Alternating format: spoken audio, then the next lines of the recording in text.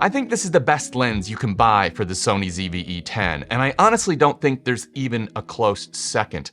And when I compare the photos and videos that I'm getting out of this setup to my full frame camera and about $4,000 worth of lenses, time and time again, my favorite photos and my favorite videos are actually coming from the Sony ZV-E10 and this lens. And although I do think it is the best lens, I don't think it's a perfect lens, and there's two little flaws or two little drawbacks which I'll circle back to at the end of the video. Now, the first thing that is so fantastic about this lens is the focal range. It starts at 17 millimeters and goes all the way out to 70 millimeters.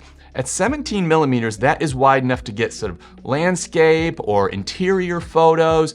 It's just wide enough to vlog, although it would not be my first choice as a vlogging lens. It is a super versatile lens that you could also vlog with in a pinch. But 17 millimeters is a really good wide starting point, and it's comparable to around 25 millimeters on a full frame camera. And then when we go to the other end of this camera's zoom range, we're at 70 millimeters. Now, 70 millimeters is sort of at the beginning of telephoto. Now we're getting sort of into the area of maybe a little bit of wildlife. If they're animals you're able to get close enough to, this is gonna be incredible for portraits. At 70 millimeters, this lens takes some of the best portraits that you will ever get out of this camera. It also just gives you the ability to zoom in, get some image compression, and isolate your subject, because the more zoomed in you are, regardless of what lens that you've got, the more you get a blurry background, and the more it compresses the image. So this makes it easier to isolate your subject, and that's what makes it such a good portrait lens. And if I was going to pick the single biggest important feature of this lens, it is that versatility, going from 17 to 70. Now, that doesn't sound like such a big deal, and I actually carry a full frame camera around with me, and I have a number of lenses that I use that I have to swap on and off that camera to cover the same equivalent focal range on a full frame camera.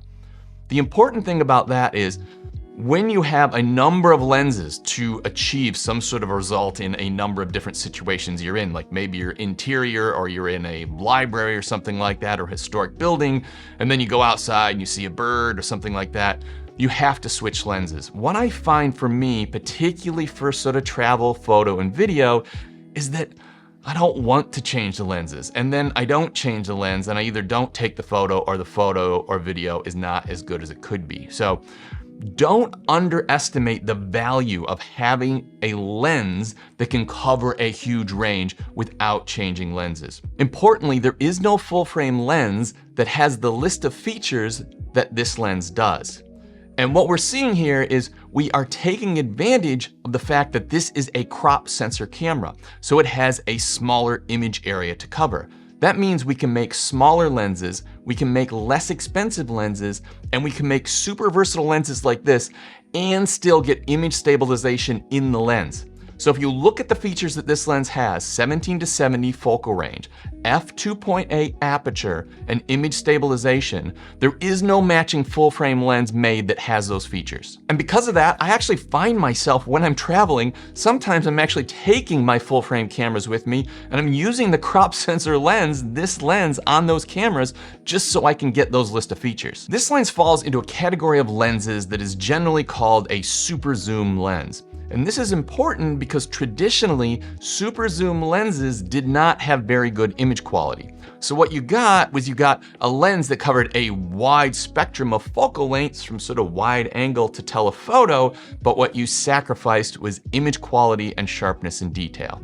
That is probably the biggest deal about this lens, because not only are you covering this massive range, but you are getting incredible levels of sharpness and detail, and you're getting that sharpness and detail all the way wide open from f2.8.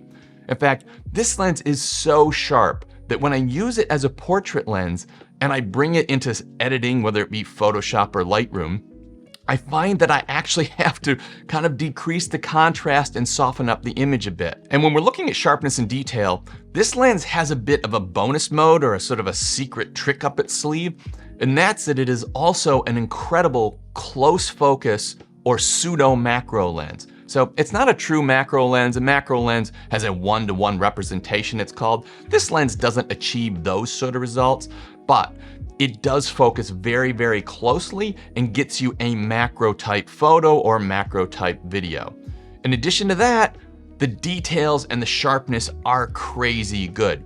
Now, this lens actually works best as a macro lens when you are zoomed out at 17 millimeters. That's gonna get you your closest focus distance, but even when you're zoomed in, you can still use it as a sort of pseudo macro or in a macro type sense. And zoomed out and getting close to your subject creates this incredible surreal type image where that thing that is like in focus and in the frame and you're doing the macro of really sort of stands out, and then the background just sort of disappears behind it. It really brings the focus to that subject, and you still get the wide angle effect, but the things in the background are just wrapping around, and it's a really surreal effect that you can only get when you're shooting with a lens that close focuses, but also has a really wide angle like 17 millimeters. So the list of features I've gone over so far, I think you could find a lens out there that would have a similar feature set on full frame, but this next feature is what tips it over the line and makes it so this lens doesn't exist for full frame. And that's the fact that this lens has image stabilization. Now, first of all, this is incredible for photo because in low light situations or handheld photo situations where your hands are a bit shaky, it is going to take that shake out of it. It's going to get you much more clear and detailed and sharp photos.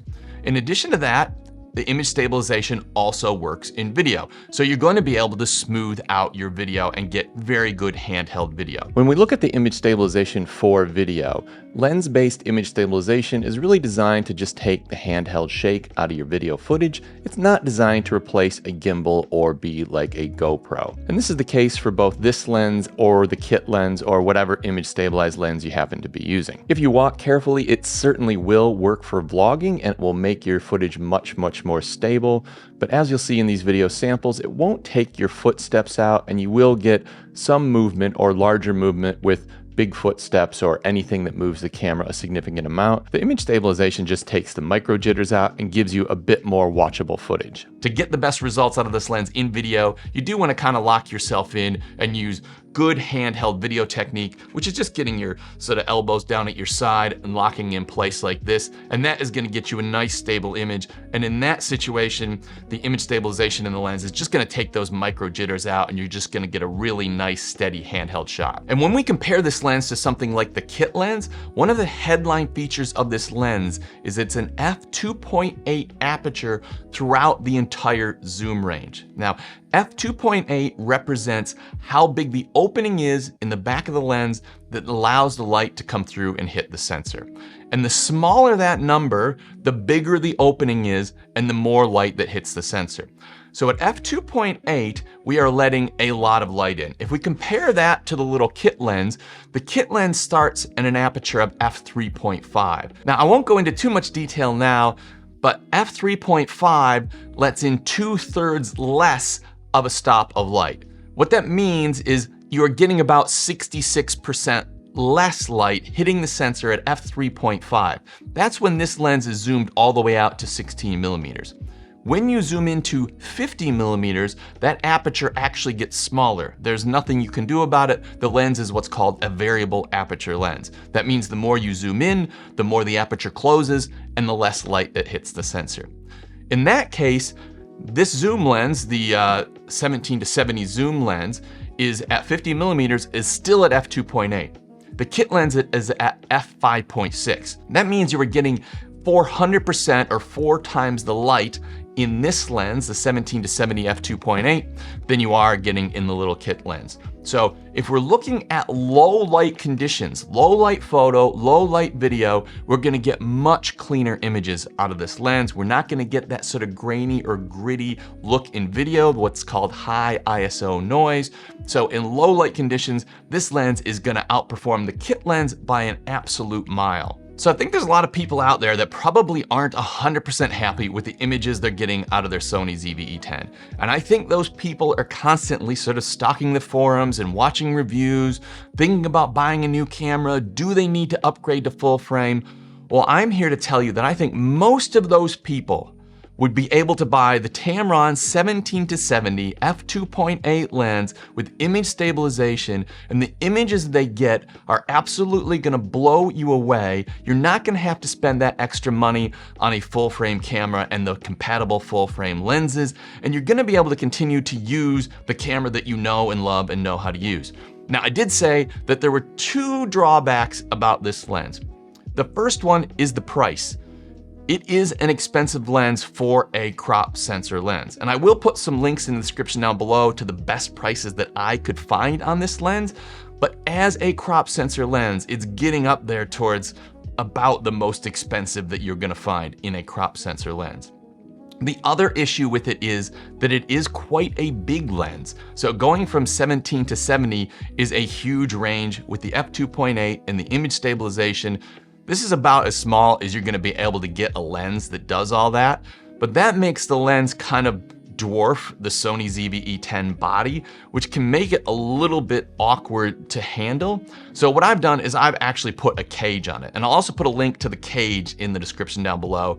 And this cage just makes the camera a little bit bigger. It actually protects the camera as well, and it creates a bigger grip for you, which really, it makes this camera feel more like an A7C or a ZV-E1 or something like that. It just makes the camera a little bit bigger to grip, and that just makes the lens sort of balance a lot better on this body. But you are making your whole package significantly bigger when you do this. This is still smaller than a full frame setup, but it is quite a bit bigger than you're used to if you're shooting with the ZV-E10 and the kit lens. So if you want to get better images out of your ZV-E10 and you don't want to spend the money on a full frame camera and full frame lenses, this could be the lens for you. But spending money on gear is only one way to improve your photography, but you can improve the way your images look for free. And I've just thrown a video on screen now. This is the best tutorial that I have ever done on photography. And I think some of the concepts in there you will have never heard of before. So if you click on there, I think at the end of that video, you'll be a better photographer than you are right now.